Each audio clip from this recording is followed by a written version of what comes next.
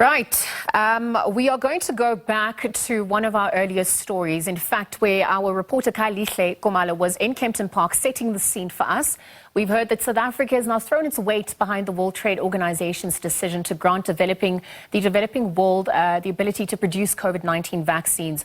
On your screens is the Trade, Industry and Competition Minister, Ebrahim Patel. He's joined by Agricultural Minister, Thoko Didiza. They'll be briefing the media about these developments. Let's take you live there. Of the World Trade Organization. And Minister Thoko Didiza and I led the South African delegation that were in talks from Sunday afternoon until about 5 a.m. on Friday morning. And in the course of those discussions, we dealt with a range of issues. We're going to give a very brief summary now, and then Minister Didiza will also make some remarks, and then we would be available for some engagement with the media. So let me start with these ministerial conferences of the World Trade Organization are due to be held every 2 years under normal circumstances. They bring together 164 trade ministers, and the decisions that are taken there become the policy framework within which the world trading system operates. It's also a treaty-making organization, so some of the work that we do is about developing legally binding text that countries are then obliged to implement after the treaties are ratified by the respective parliaments. So what we sought to do when we went to the WTO is to see how we could deal with matters that will promote and strengthen the South African economy. The last ministerial conference, MC11, was held pre-COVID, and in fact the following ministerial conference had to be postponed because of COVID. From 2020 it was postponed, then it was scheduled in 2021, late 2021, and just before it was convened, literally as delegations were getting ready to go to the airport, the Omicron variant had been announced publicly, in part due to the excellent work by South African scientists, and a number of European countries then closed their borders, which led to the further postponement of MC12. It was eventually held now in June, and it was a gathering in which trade ministers could reflect on the new context within which the world economy is operating. We've had over the last 4 years significant challenges. First, the damage that COVID caused to global growth, plunging many economies into recession. We've had supply chain disruptions that have continued even beyond the core initial period of COVID, with the auto industry, for example, suffering significant shortages of semiconductors. More recently, the challenges that supply chains have had have been aggravated by the war in Ukraine, which has further disrupted global supply chains. And these, of course, have all contributed not only to low global trade, but also low global growth. And so the question the trade ministers asked is, what could they do together that can assist in addressing these challenges? Trade negotiations is really about each country seeking to get its national interests on a global stage. And then you have both interests where you're seeking to promote something, access to other markets, and you have interests where you want to make sure that the entry of goods and services to your own economy does not cause severe disruption and the loss of jobs. So the South African delegation focused on 6 broad areas, and in each of these areas we sought to take into account the needs of manufacturers, farmers, fisher people, consumers, citizens, and come up with a blend that can contribute to the achievement of stronger growth in South Africa. first area that we dealt with was a waiver on the intellectual property elements of the global treaty that's known as TRIPS. This is the Trade-Related Intellectual Property Agreement. And this waiver is intended to provide local vaccine manufacturers with the right to use products that are under patents and without the authority of the patent holder to produce either vaccines or the ingredients and elements that go into making up a vaccine. There, the South African delegation was keen to ensure that African countries in particular have policy space. We secured an agreement. It was a strongly fought agreement. Final conclusion of the agreement came in the early hours of Friday morning, when one developed country that had originally not been in agreement finally conceded to the terms of the waiver. And this will allow local companies now not only to use the intellectual property, but when they use it, to also export up to 100% of their products to other developing countries. Under the existing trade rules, even when you use what is called a compulsory license, you can only export a minority of your products. Secondly, we dealt with fisheries. The world's oceans are being overfished, and we see enormous problems of sustainability that in our own lifetime, and certainly that of future generations, we may have severe shortages of fish because of the level of overfishing. We focused in these talks on getting an agreement. It was a complete deadlock at the start, and then South Africa proposed a minimum package of elements that must go into an agreement. And after 2 further days of discussion, the WTO members agreed to that minimum package. The minimum package will deal with 2 key issues for South Africa. The one is a prohibition on subsidies for illegal, unreported and unregulated fishing. So this is where these big fishing vessels come into our waters. So it's fishing fleets under the flag of one country who goes into the waters, the territorial waters of another country, and fishes there illegally. We've had this kind of problem along our coastline. Members of the media will recall we have a 3,000-kilometer coastline, and we've had problems in the past of fishing fleets, particularly from Asian countries, but also some fishing fleets from one European country that have been in Africa's territorial waters. So there's an agreement now that in fact this practice should not be supported, that governments must take every step to stop any subsidy, direct or indirect, to such fishing fleets. We've also got provisions to address fishing overfished stocks, so certain kinds of fish where even if it's on the high seas, the level of overfishing has been very damaging. So there's an agreement on that. We've secured for South Africa's fisher people along the west coast and other parts of the country that their livelihoods are protected, that there were no elements in the agreement that would negatively affect South Africa's fishing industry. We've also agreed on an approach to food security. Minister Thoko Didiza led the team on both food and agricultural issues, and she will be able to expand more on it. But essentially, members of the media would have seen significant export bans that countries have put in place. And the effect of an export ban is to increase food prices. So there's a number of factors that lead to higher food prices, and South African consumers are battling high food prices.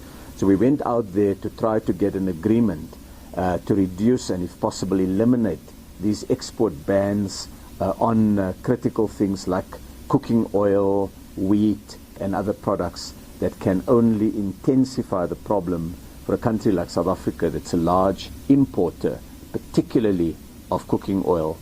We dealt with e-commerce for a number of years now, more than 20 years. The WTO had a moratorium on the imposition of customs duties on certain kinds of digital products like movies and music and e-books and so on.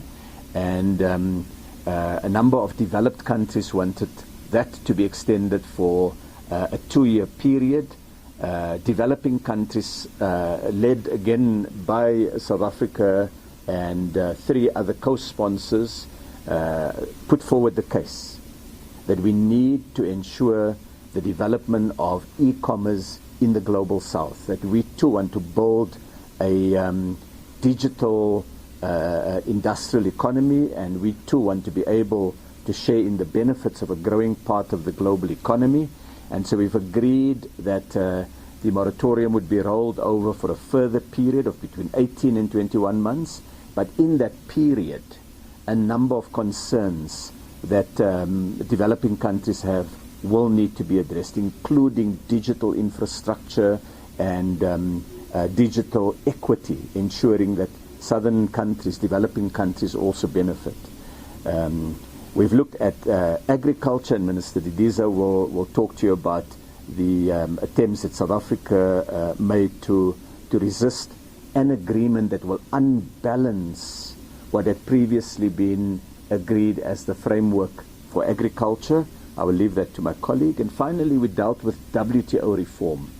Now, members of the media will recall that South Africa was undergoing our transition to democracy when the basic architecture of the global trading system was developed.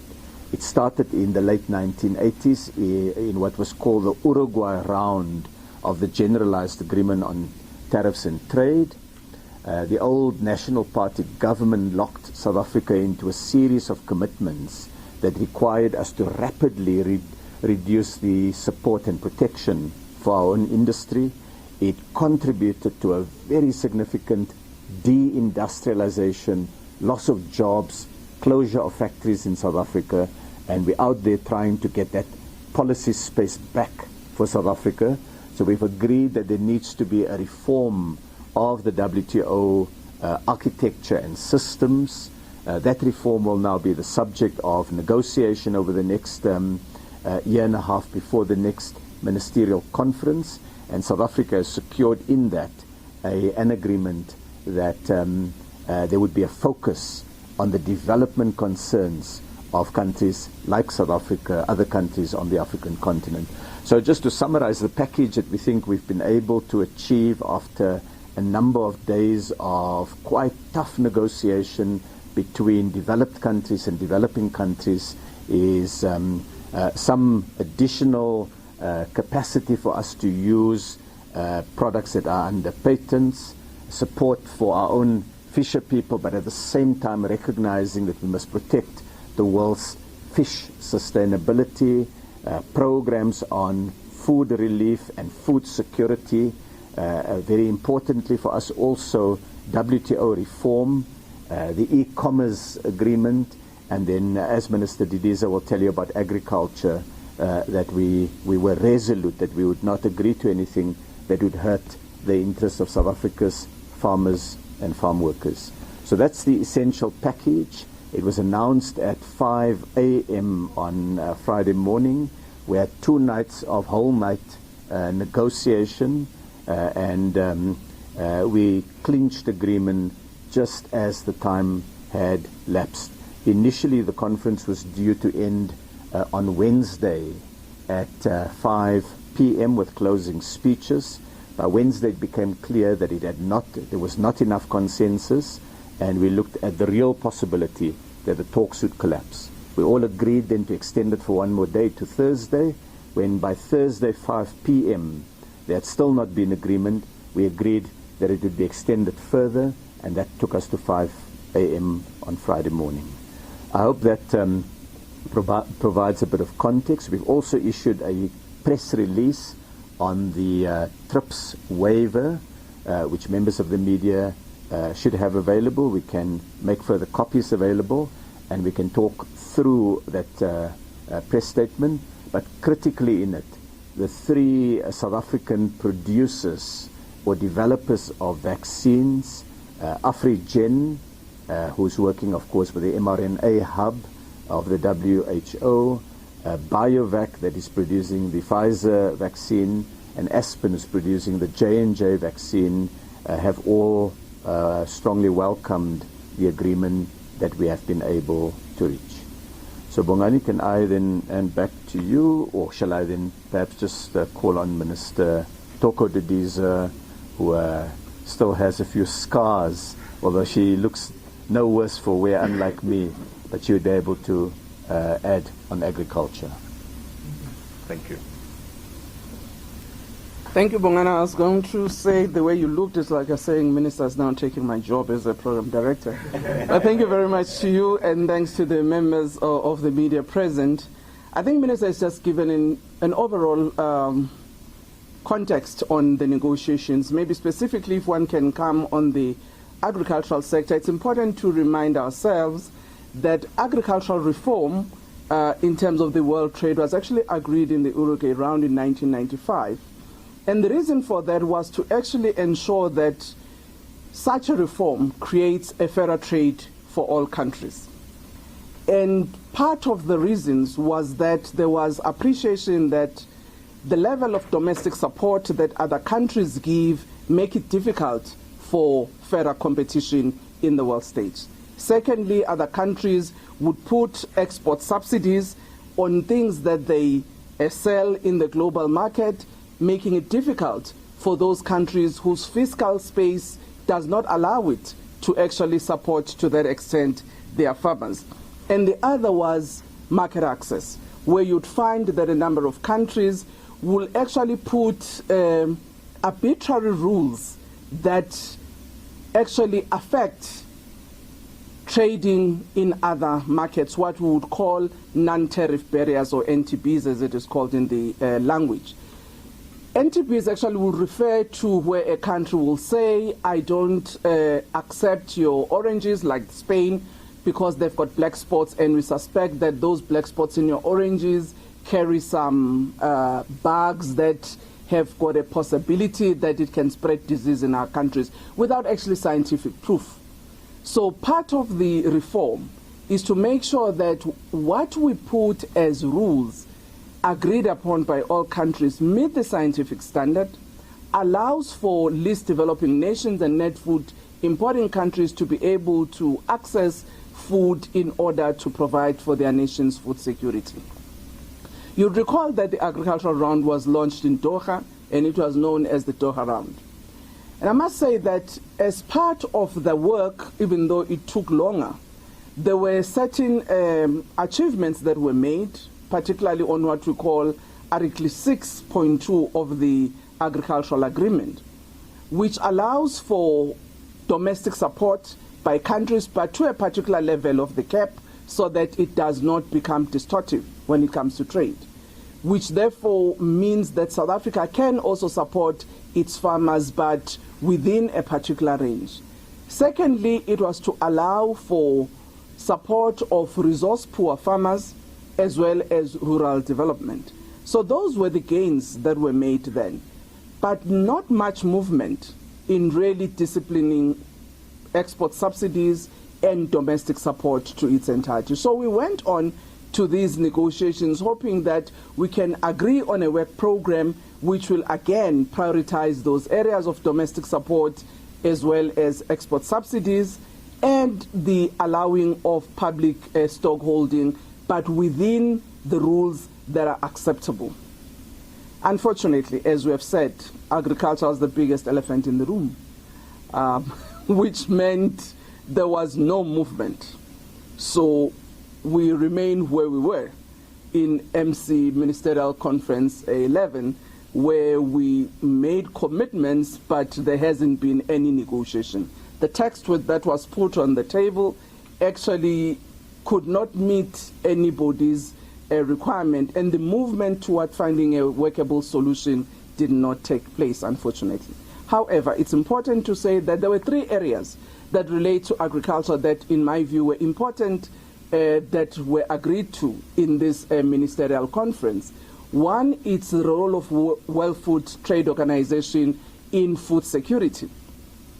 If one looks at where all countries are as a result of COVID-19, the geopolitical issues, the war in Ukraine and Russia, between Ukraine and Russia rather, has actually created a lot of stress in terms of food security, but also other agricultural products for production inputs such as fertilizer and other agricultural chemicals.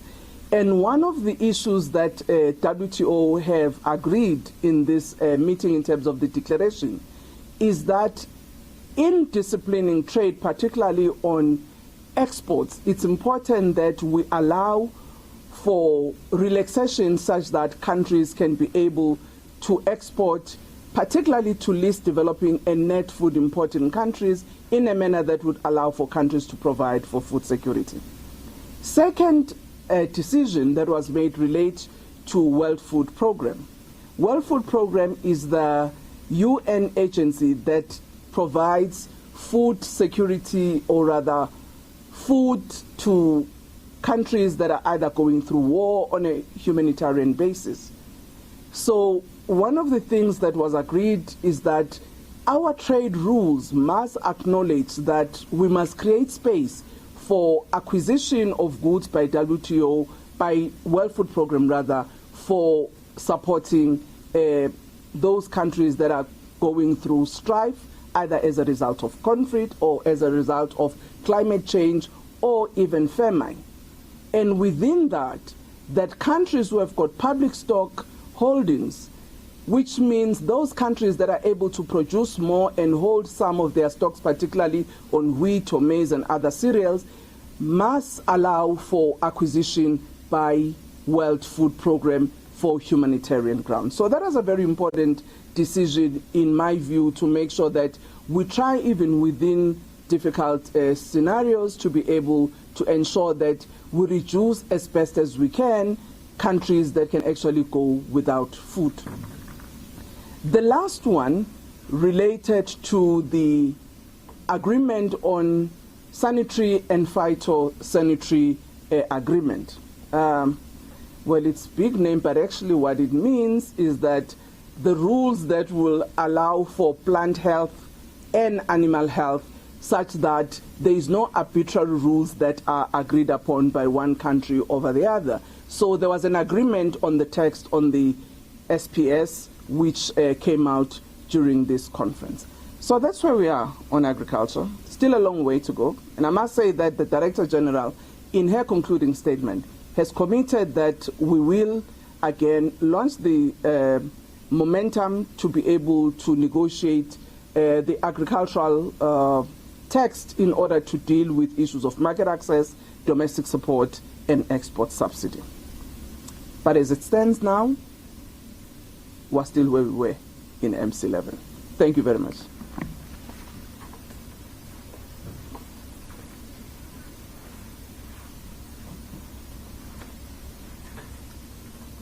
Thank you very much, Minister Didiza, Minister Patel. Ladies and gentlemen, we'll take questions. We'll try to take them in batches of 3 at a time. If you can please identify yourself and the media that you are coming from, and then you ask the question as briefly as possible so we can give each other enough opportunity. Yes, sir. Hi, good afternoon. Hi, Thoko Didiza from SABC. I just want to get clarity, Mr. Patel. Obviously, it's quite a landmark agreement. We know South Africa has been very vociferous in terms of the TRIPS waiver. So what does that mean for the pharmaceutical sector? And just in terms of maybe encouraging your counterparts from the continent, in terms of them knowing that now the production will happen in the continent, what are you going to do in terms of encouraging them to procure continentally, like within the continent? And maybe just for Minister Didiza, obviously the issue around food security, it is a matter of great concern. How is South Africa doing in terms of that particular space, especially with the ongoing conflicts, Russia, Ukraine? Thank you. Thank you, Claire. Share something?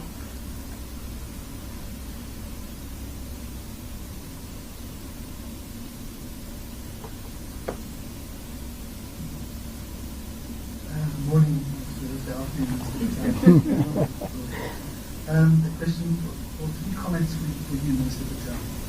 The MSF had come out with a statement earlier this morning, late last night. They're not happy with the compromise of the agreement that's come out of the WTO.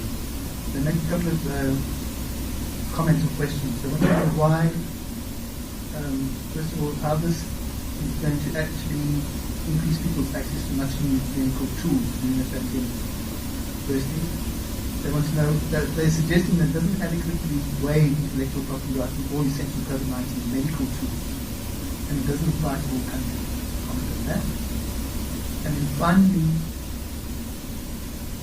it doesn't address pharmaceutical monopolies or ensure that there's affordable access to life-saving medical tools. Can you comment on that? Because it seems that it's going to set a negative precedent for future global health crises and pandemics. Thank you. Any other hand for a question? Yes, something.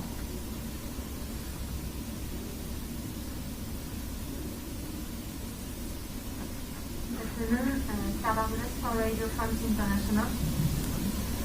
Just to add on the comment that was just being done, there is also the question of the duration of the waiver. It's 5 years, and some NGOs say it's not long enough for countries to actually launch a production and everything, knowing that in 5 years it can be revoked.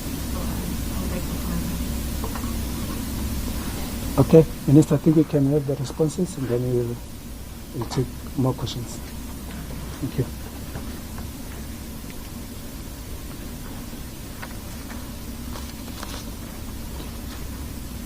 Thank you very much. We had to get used to in Geneva the fact that there's no wearing of masks. You only come with your vaccination certificates, but even in the big conferences and so on, they feel the level of vaccination is so high that they don't need to wear masks. So if I start with the related set of questions around the vaccines. So the first thing is the World Trade Organization reaches agreements only by consensus. It's not a voting body, so a single country can hold back an entire agreement. So in putting forward a proposal, we need to build alliances within the World Trade Organization sufficient that every country will at the end of the day nod through the agreement. If we put forward proposals that will be fundamentally opposed by one country, then there is no agreement. And so we had to make a decision early on. Do we simply want to demonstrate the fact that many developed countries have been heartless in the early days of the pandemic in making access medical tools, or did we want to get access to the technologies that would allow African countries to produce for itself? And we chose the second one, that we wanted a practical outcome that can be helpful. We recognize that that would mean we would not get first prize.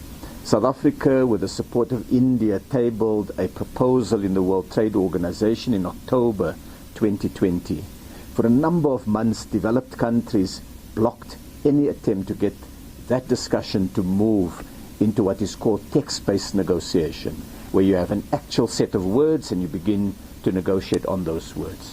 So we had every prospect that MC12 would simply be a deadlock on the issue and that there would be no agreement.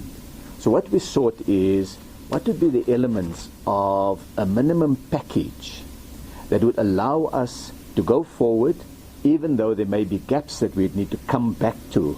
And so in the negotiations with developed countries, the first thing we did was we formed a unified African voice. All African countries, with no exception, supported the South African position. We then reached out to other parts of the world.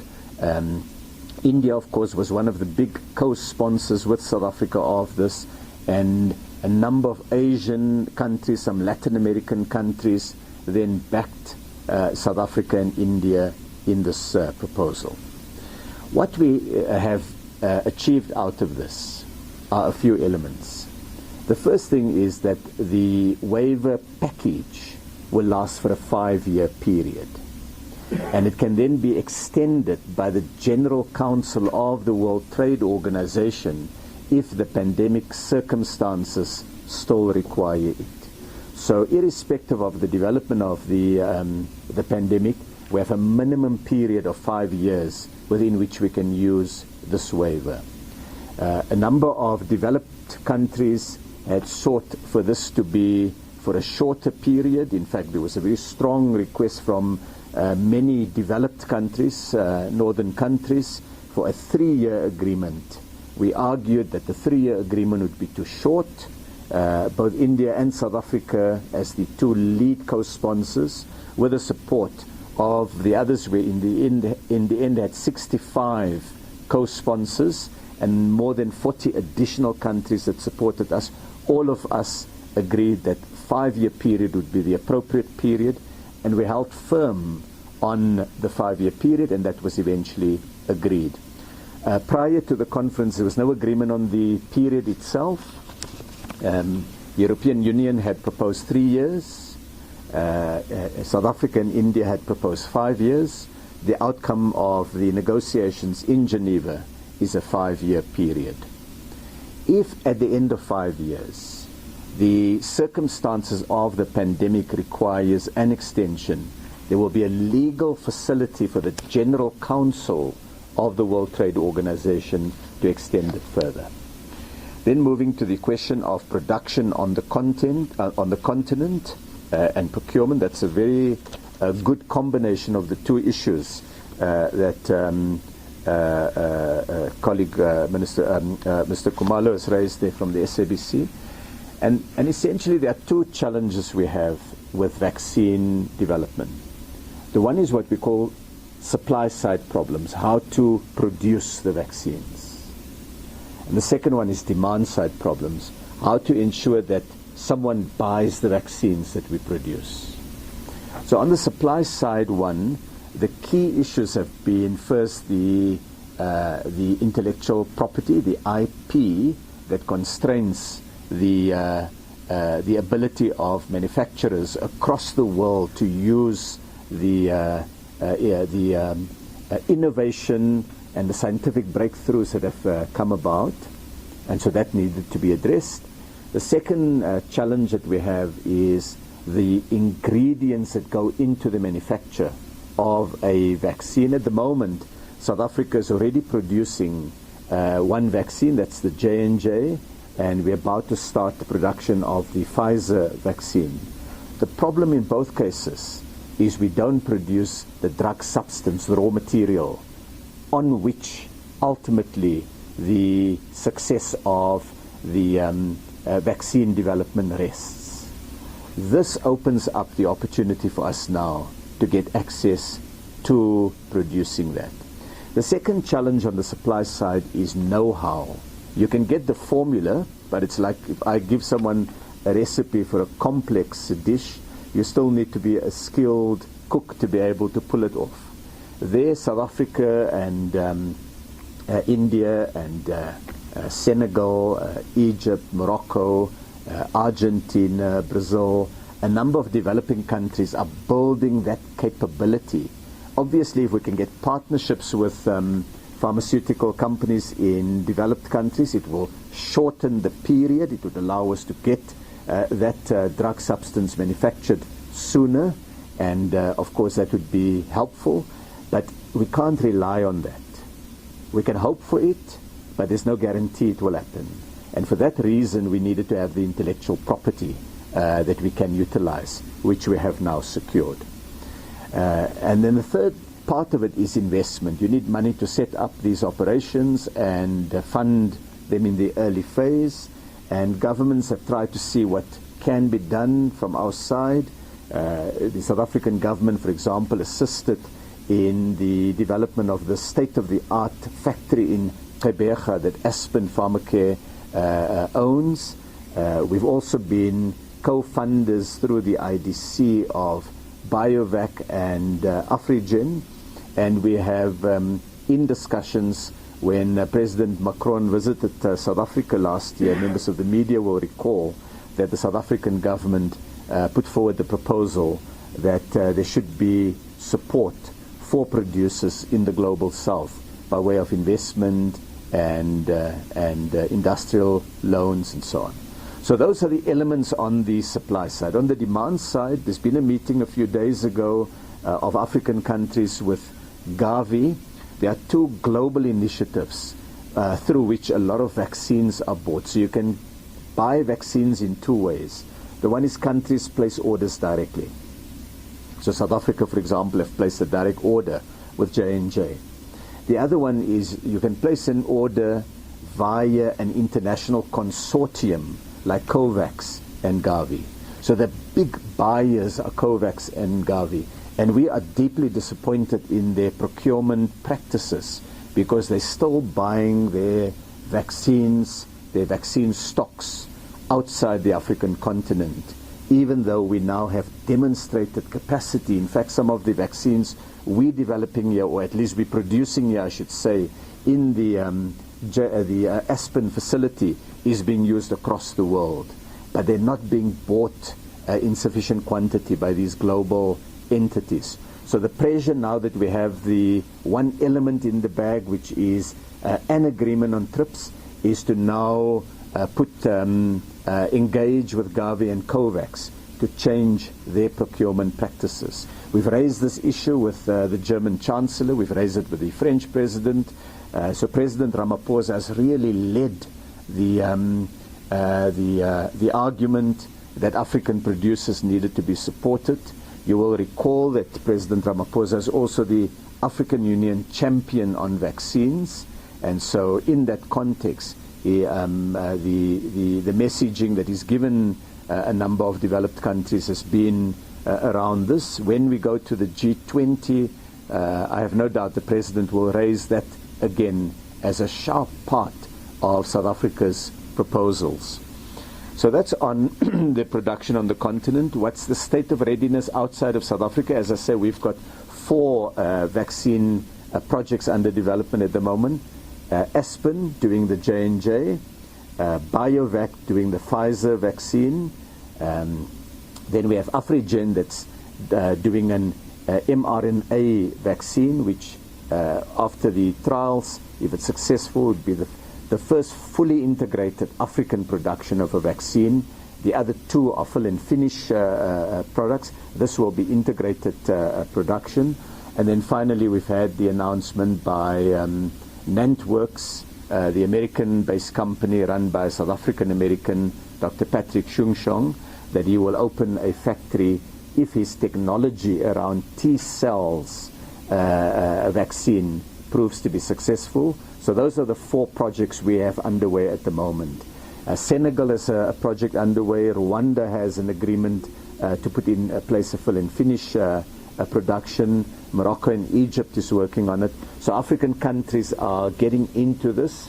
It's a late start. We were not ready with the exception of Aspen Pharmacare right at the start, but we're now getting our capabilities ramped up. On the question, the release by MSF and there were other NGOs also raised their concerns. First, I think we welcome the fact that a number of NGOs have put forward the argument for an intellectual property relaxation that would enable developing countries to produce more. And the argument that they make is an argument that we have been pioneering as South Africa, India, Egypt, and a number of other developing countries in the World Trade Organization. So we appreciate the support that they've given. As we walk the road to an agreement, though, we have 2 options. We can make our case morally, which is a strong and compelling case, but that's not going to give us the intellectual property. Or we can sit down with countries where the big pharmaceutical giants are concentrated. That's the European Union, it's the United States, Switzerland, Japan, the United Kingdom, and others, and reach an agreement that can pass muster at the World Trade Organization. And to pass muster, it means no country must veto it. And so that's been what the negotiations has been on. If we could choose our own partners, we would have been able to get a different agreement. But in negotiations, you don't choose your partners. The partners are the members of the World Trade Organization. So let's go to the questions that Médecins Sans Frontières raised. The first issue is, how will this increase access to vaccines? It can do so by giving developing countries the ability to utilize intellectual property without the requirement to negotiate or reach agreement with the patent holder. At the same time, when they do produce, they can export to other developing countries all or some of their products. Under the current compulsory licensing regime, they would only be able to export up to 49%, which may in a number of cases not make it economically viable for producers to do so. The producers will also be able to access information that is in the dossiers of regulatory authorities that would enable them to do generics much faster than seeking through the laboratory to develop the formula themselves, and that would of course cut time. The second question is, which countries does it cover? The agreement, of course, does not cover developed countries. They are, in most cases, the patent holders, and they've been the ones that have raised the greatest concerns about any relaxation or waiver of the TRIPS rules, intellectual property rules. It then opens it, it is available to all developing countries except any developing country that voluntarily opts out of the agreement, who says we don't need it. One country has indicated in the TRIPS Council officially that it will not need this waiver. That country is the People's Republic of China, and so because of a decision taken by the Chinese authorities, they're not going to use this facility.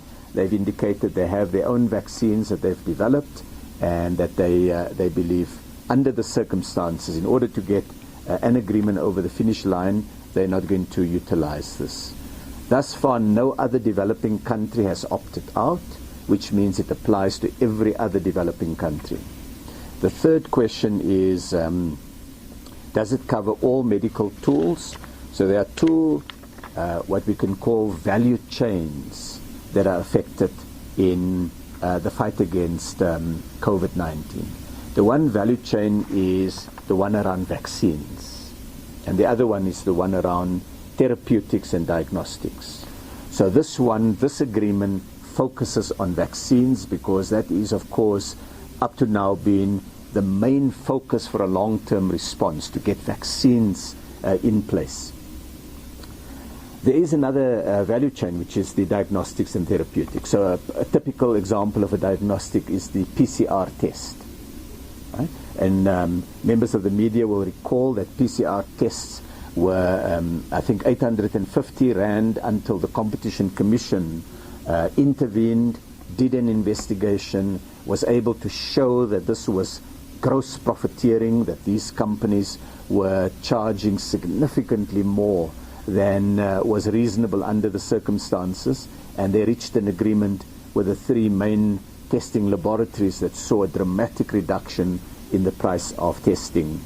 The other kinds of therapeutics would be the medication that's used. For example, you need betamethasone, you need a range of other drugs that are used when people get to the ICU level, and we are keen to ensure that all of those are also covered by a TRIPS waiver. And so the agreement states that within 6 months of conclusion of the talks, in other words 6 months from 5 a.m. On Friday morning, we would have the phrase that's used in it is that countries will effectively decide on the extension of this agreement to therapeutics and diagnostics. There was a big debate where 3 developed countries wanted to further watered down. That paragraph in the agreement, members of the media can receive copies of the final text that was agreed. We can make it available via Bongani, and you can look at paragraph 8, which covers this area. South Africa and other developing countries resisted the effort to change the language and make it weaker, softer, and more flexible, and we insisted that the language that was in the final text that was now adopted be retained. So the battle for therapeutics and diagnostics continue. That battle is not over. But what we sought is that our principal goal in this first phase must be to get vaccines and access to vaccines. And it doesn't cover only the finished vaccine, but also the ingredients and the processes that goes into the making of that vaccine. So we're able to look at all the patents, and there's probably well over 100 separate patents that covers the production of a single vaccine. And we can have access to any of those without the patent holder's permission. The final question is, well, two other more questions. The one is, have we left the pharmaceutical monopolies untouched? Well, one of the challenges that public health has in the global south is that global monopolies can extract enormously high prices. And those high prices effectively denies people access to essential products, whether it's cancer treatments, treatments around HIV/AIDS, treatments around COVID, or many other life-threatening illnesses. So the position of the South African government, articulated by the Minister of Health, has always been that human life comes before pharmaceutical profits. And so in these talks, we've tried to find a blend, a reasonable balance. We want to promote innovation, but at the same time, when the fruits of science and innovation is available and it can save lives, then it needs to be made available more broadly. So the challenge here was not to deal with monopolies per se. It was to try to ensure we get access to the, let's call it the recipe for the manufacture of the vaccine. On the negative precedent, this agreement is an agreement for COVID-19. We've also got an agreement that one of the lessons South Africa said at the WTO that the world needs to take note of is the World Trade Organization does not give countries a pandemic readiness tool. So it's got a normal set of rules, but in a pandemic, you're not able to use those effectively.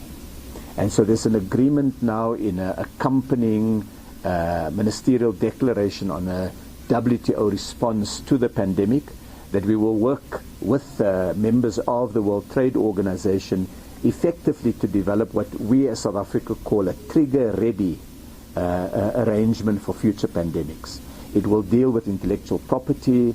It will deal with things like technology transfer. This is a critical element.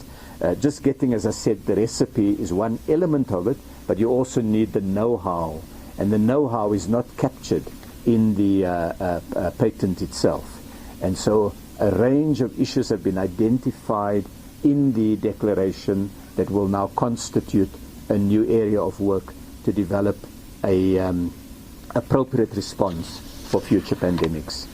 How will this help us immediately? We have, in a number of instances, a surplus of vaccines.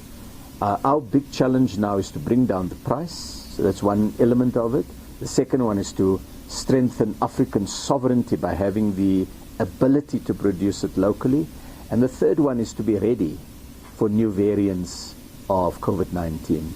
If there are new variants for which the existing vaccines are not appropriate, are not effective, and new vaccines develop, we would be able to access that intellectual property through this agreement without necessarily having the authorization of the patent holder. I hope that it was quite a few related questions. I hope I've been able to cover all of that. and I'm going to give back to Bongani to officially call Minister Didiza up so that you have a role here, Bongani, on the other questions. Thank you. Thank you, Minister Patel. Minister Didiza, would you like to add before we take another round of questions? Thank you. Well, I think all other rounds are covered, Bongani, from the response that the Minister has given. I think there was just one question on food security, how South Africa is standing currently. I would say at the moment, in terms of food security, we are okay as a country. The issues that we are concerned about is indeed the prices that have shot up, which puts strain on a number of people, particularly our communities. That's one of the challenges. And we're working with the retailers together with Minister Patel to see how best we can ameliorate some of the problems. With regards to availability of wheat in particular, which we are not self-sufficient on as a country, we have actually got enough stock which can provide for South Africa and the Southern African region, because when we do our imports, we also accommodate the SADC region on those. We will be sourcing, I would say, a quarter of what we require from other destinations that do have wheat other than the Ukraine or Russia.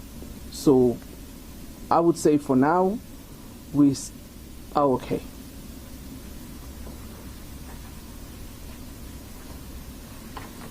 Okay.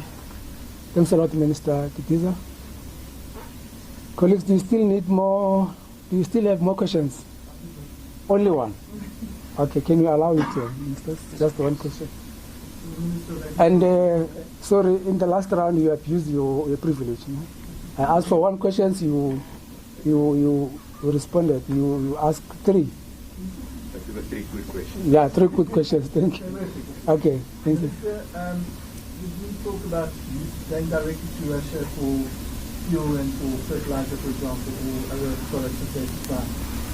Has that been investigated and looked at? I mean, or are you agreeing to the sanctions that are being imposed by the rest of the world on Russia specifically?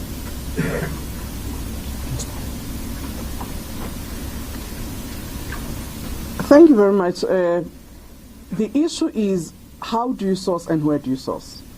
As a country, you would look at a number of countries that are producing the products that you need, and you would actually either have a bilateral agreement with those countries to be able to source from them, or you would use third parties depending on the mode in which you usually procure.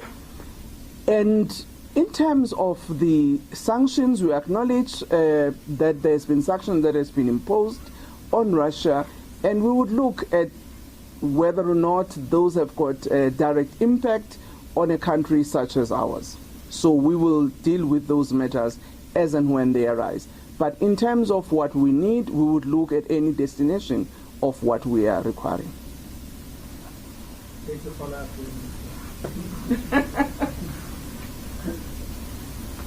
Okay, thank you very much, Ministers. Ladies and gentlemen, I think we have come to the end of this media briefing. No problem, Minister. Can I just add one quick thing? Okay, you're welcome. So I just wanted to add one brief thing to build on what Minister Didiza said.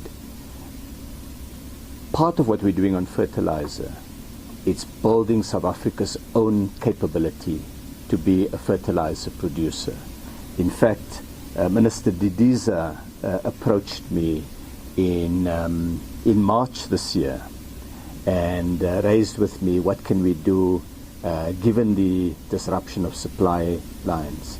And South Africa has a fertilizer producer called Fosco, which produces in KZN, in Richards Bay. And we're now working with the Industrial Development Corporation to see how we can up the production and capability there. What all of these disruptions have shown us is the importance of South Africa and the African continent developing our capability in industrial production. So this issue of being completely dependent on the world means that in a crisis we have a challenge. And so part of our own effort at industrialization underscores it. And I wanted to end by saying that Minister Didiza has done a really remarkable job at the World Trade Organization now in steering the position of a number of developing countries that we don't end up with a bad deal for South African farmers. And I wanted to just put that on record. Thank you. Thank you, Minister. Well said. So I was still going to say thank you very much for coming, and especially at such a short notice. I know there were members of the media who were even prepared to come for the media briefing last night when we were trying to have it last night at 6 p.m. Thank you very much. All right, that concludes that briefing there by the Minister of Agriculture, Land Reform and Rural Development, Thoko Didiza, together with Trade, Industry and Competition Minister Ebrahim Patel, following the World Trade Organization Ministerial Conference. Now, they spoke about